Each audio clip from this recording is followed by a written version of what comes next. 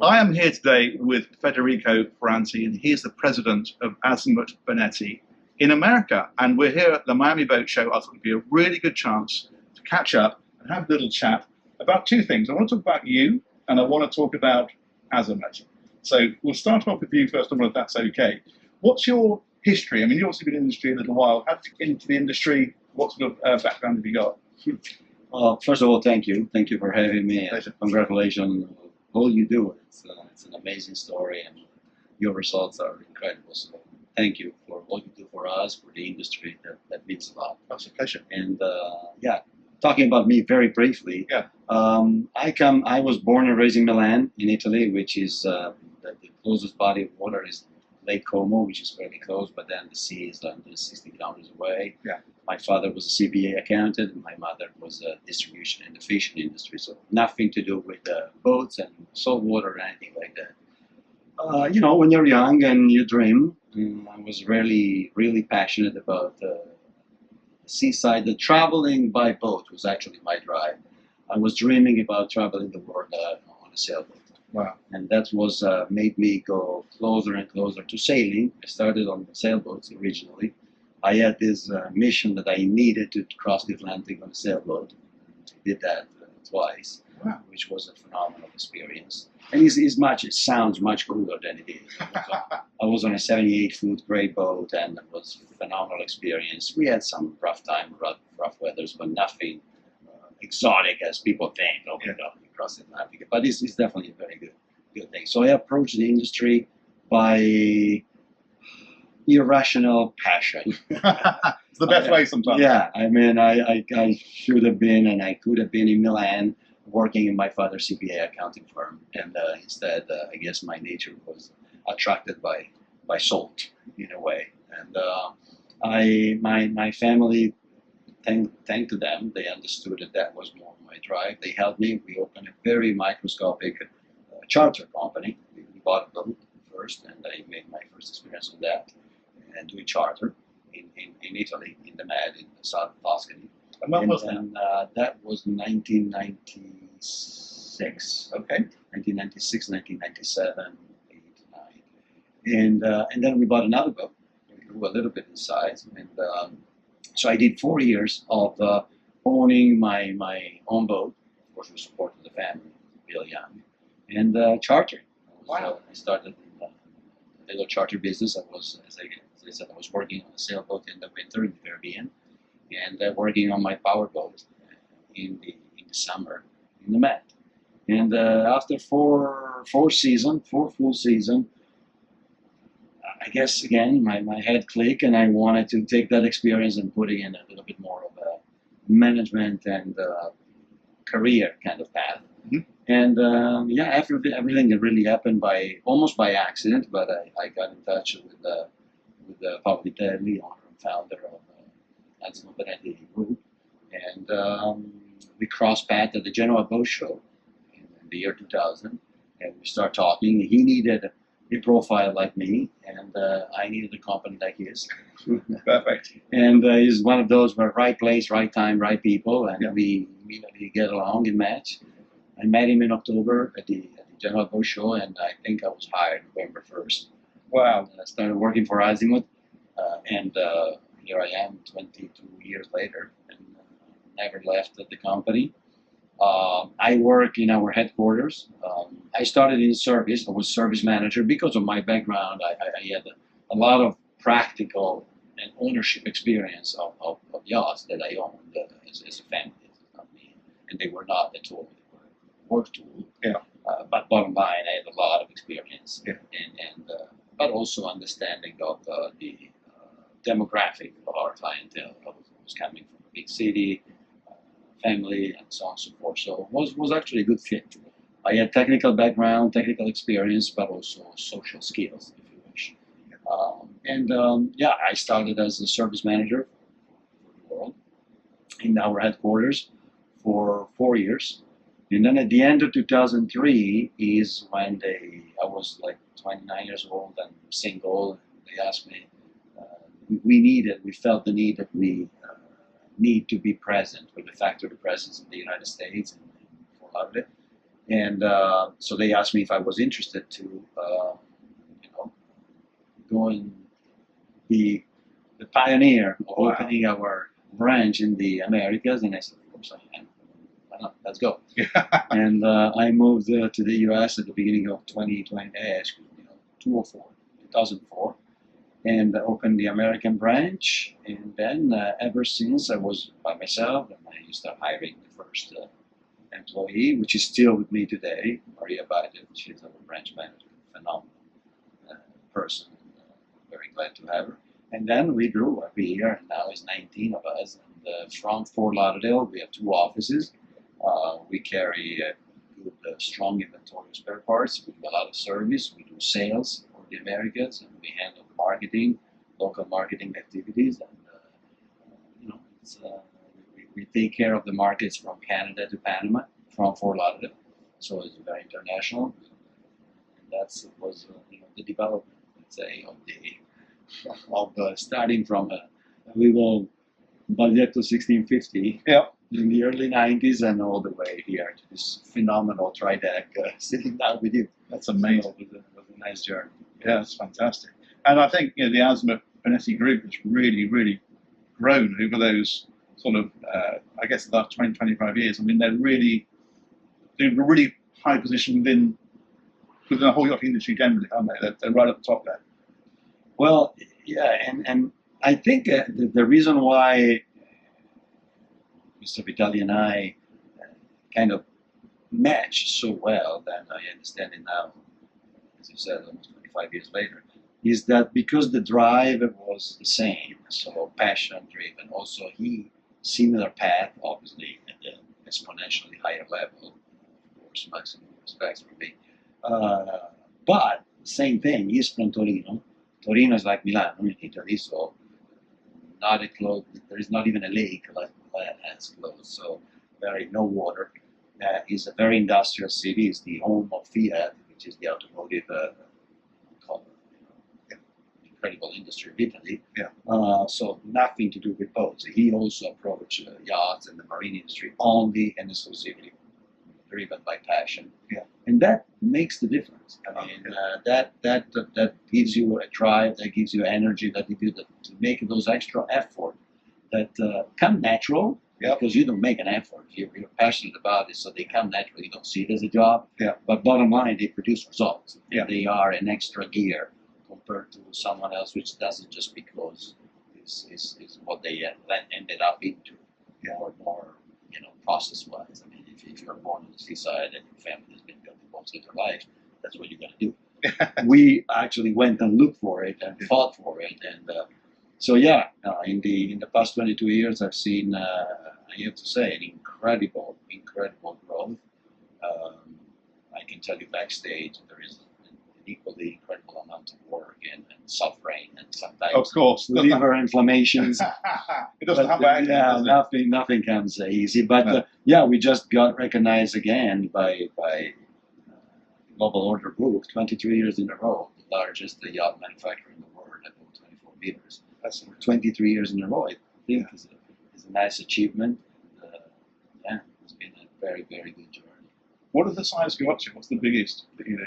Well, we are the only shipyard existing in the recreational side that build boats from 42 feet under Azimut brand, and we went all the way to 330 feet with the Benetti brand. Wow. And anything in between. Yeah, so that's far. incredible. So yeah, and that also is a very unique factor because, again, very intelligent strategic move of Mr. Vitali that at a certain point in the mid-'80s, he purchased Benetti, and then he revamped it, reorganized it, and make it what Benetti is today. And that is very beneficial also for Azimut, because with Benetti and those kind of mega yachts and giga yachts, plus 300 feet, they're called giga yachts, they require clearly investments and buildings under certain standards, which would not be required on smaller products. And the fact that you have that know-how and you develop that capacity, you buy the resources, which can be human or technological, to build ships of that size, Now you have it. It's within your own company, within your own group. So, and that must trickle down, I guess. That trickle down. That's exactly the point. That trickle down, and we have this trickle down effect, which really go all the way down to the smallest product, where it can benefit from know-how, where other manufacturers which stop at a certain thresholds, they wouldn't have those tools, or those knowledge, or those capacities, because they're not required. Yeah, nothing wrong with that. We have them because we go above. Otherwise, we wouldn't either. Yeah, but while we have them, we use them. Yeah, totally. And it gives you that extra scope, because I have seen manufacturers who have been predominantly in the 40 to 80 foot, and they've tried to go into the super yacht arena, and it doesn't work out, because it's a bit like, I suppose, it's a bit like Fiat to build a perfectly great car trying to compete with Rolls-Royce. You simply don't have the mindset. Whereas if you start at the top, like you guys are doing with Benetti, then you have that super yacht mindset right from the get-go, don't you? That's exactly right. I mean, the fact that they float is really, when you go into different segments and sizes, floating is really the only thing they have in common. Yes. Yeah. It is. They're, and I think the consumers, people maybe don't necessarily understand, but dealing with an under feet yacht and an 150 feet yacht is a completely different planet. And do you find the customers are completely different? First of all, first and foremost, yes, customers, but also standards of constructions, crew management, complexity. I mean, it's really very, very different, and so it's not easy to step up. Yeah, it's very complex. I think that you just expand what you're doing proportionally with a mathematical formula, and you just make it bigger. And instead you land in another environment, completely, socially, in every way. So it's much easier to from top down than the other way around. And do you find the bigger the boat, the more demanding the customer, or is it the way around? Well, yes, even though depends. I will tell you depends, because we do smaller boats, which are extremely prime. So it's really also, there is a ratio between size and price. For instance, I make an example to make it simple. Our 47 berths, our 48 berths coming out, is a 48 feet. But price per size, you gather to a community and a demographic of consumers which are at a level which does not equal 48 feet anything else. Right. It's just a very prime product, and their expectation equal an 80 feet. Right. Kind of standard. Yeah. Not really, and that's the way we design that product. That's the way we input it into our benchmarks, and so in a way, yes, of course. The more bigger the boat, the more sophisticated is the customer, but not necessarily. We cater with the entire Azimut and Benetti range to a very prime demographic of consumers. Yeah. And so proportionally, their expectations are all high. Yeah. At the same level. That's why we, from Mr. Vitelli down, was always his philosophy, and I trickle it down to my team. For us, every boat is equal. Yeah. Every boat is important. I can't have one customer is not happy. It doesn't matter. It can be a 42 berth, and is equally important as the owner of his Trideck or Benetti Oasis. I mean, we build less than 300 products a year. Right. And it's very, very difficult to find our clients. They're not easy to find, rightfully so. They are the top of the world in terms of wealth and buy power, of course, and we need to cater them all as if they would be one. And one thing I've noticed in the industry, I mean, I've been in the industry a long time. I was 20 years as a broker, and then 15 years in doing media, so boat magazines, that kind of thing. And for a long, long time, you had a sort of a cookie-cutter design where you'd have a 38-foot flybridge and a 40-foot flybridge, a 45-foot flybridge, and a 50-foot flybridge, just bigger versions of the same. And then you'd have your sports boat. You'd have a 28-foot sports boat, 30-foot, 35, 40. And again, you could You can say, okay, well, that's like that, but it's got an extra cabin, and then that's like that, but it's got an extra cabin and an extra toilet. What I've noticed recently is that manufacturers are starting to branch out to a wider things. We're seeing Explorer yachts. You're seeing, perfect example, Prestige just launched a catamaran, which you would never have dreamed of 10 years ago. It would have been like saying they're going to build a space rocket. Where do you see it going in the future? Where are the trends? What are buyers looking for? What are we going to be seeing in 10 years' time? Well, that's a very, very good point, and we can tell that you have decades of experience in the industry, because you're right. When I started, for instance, Azimut had one line, which was the Flybridge, and we had 10 models, starting at 39 and ending at 100 feet. And they were exactly all the same, same 100% gloss cherry, gold fittings, all gloss marble floor. So back in those days, cream leather, 10 models. Yeah. and you've seen it through these 25 years. We ourselves, we now have 7 collections. We call them series collections, which are of product completely different. So within the same brand, you have a 42 outboard, as I mentioned, and then you have the Grande Tri-Deck and the Magellano 30 meter, which is a Navetta, completely different kind of design. And now we just launched a further series, which is called the C-Deck. I don't know if you already have had the opportunity to grasp some information about it, but that's a completely new series, which goes towards the future that we believe is what the consumer will look for, meaning much closer a product which is very close to the water. So the layout, the design of the boat, and we have the first one coming out will be a 60, then a 70, and then there will be an 80. And but the drive is that get the consumer closer to the water, so facilitate the enjoyment of the outdoor space and the egress and ingress on the water. So there is a lot of feature which get you close to the water, giving you the comfort of the interior and the lower decks of an Azimut yacht with that kind of same level of comfort, design, luxury, and materials, but everything in a very, very sustainable green light. So the product, from the propulsion to the design of the hull, therefore fuel consumption and emission creation, to the certification of all the material used to build the boat, to the decking, we are trying to migrate away from teak, right, which is becoming challenging. I mean, there's not that much teak around anymore. The way it's been harvested is not necessarily in line with our standards. There are countries where you don't want to support in their production.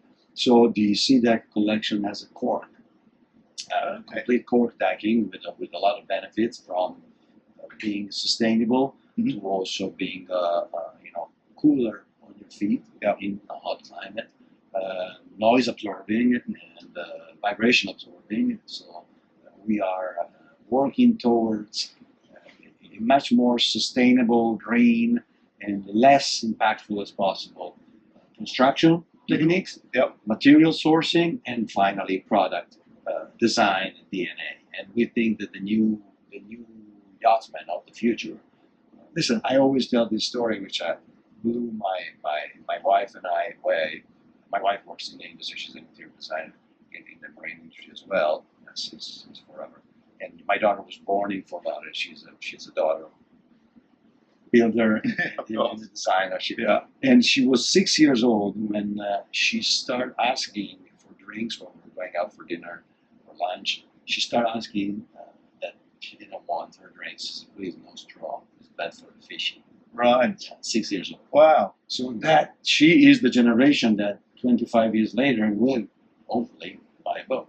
So we are carrying to this generation, which are very, very sensitive to the environment. And so yes, that's the direction.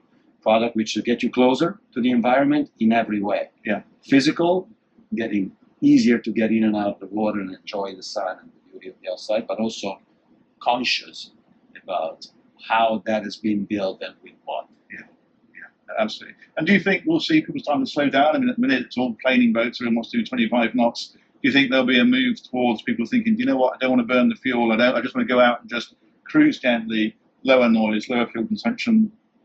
Will you start doing things perhaps a bit more mentioned the Beta series, for example, which is a bit more sort of slightly trolley style. Do you think that will become more to the fore in people's? I think so. I believe so. It's taking a while, so but we never believed in the extra fast segment. We never did. We did a very little bit of source and drive propellers, hydrojet. We have always been more towards the comfort and design side of the industry. But yes, it's definitely, for instance, the CDEC, the first units, 60-footer, will be hybrid ready, which means that once Volvo will be, of course, the propulsion is Volvo IPS, which again is the reason is because it's extremely efficient from your standpoint. But hybrid ready means that as soon as Volvo will be ready with the hybrid packages, there will be the option to put electric motor as well and be able to move around in marinas or short distances. No noise, no vibration, no emission. Of course, it's lower speed. To your point. But yes, we feel like people want to move still. I mean, we are not in the 10, 11, 12 knots world yet. No. And that's always a little bit of a challenge because yes, fuel consumption and emission is a very sensitive topic. On the other hand, everybody has much less time.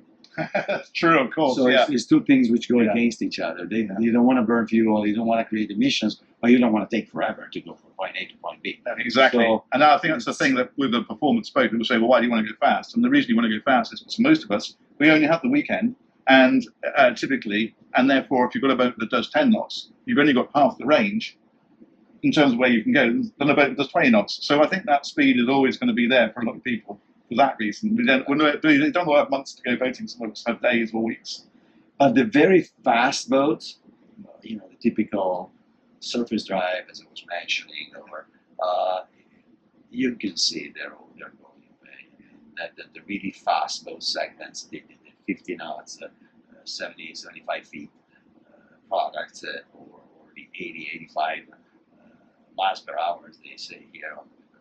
There is those, there's quads, 5, but those are white flies. They're not a trend. I mean, they're isolated cases. So yes, there is. I think the consumer is adapting to lower speed, not yet under the I would say that they still like to cruise at 20. 2022 is still a benchmark. That's fair enough. That's brilliant. I think we've pretty much covered it. I mean, we've gone right from your start right to the future. So I think that's absolutely fantastic. I really appreciate your time. Thank you so much. Of course, no, thank you. And again, congratulations. Very good job. You're very kind. Anything you need, make yourself at home. Thank you very much. Brilliant. Well, thanks for watching, guys. Let us know what you think of that one. And I think that's been absolutely fascinating. We will look forward to your comments, and we will catch you on another video real soon. Take care. Bye-bye.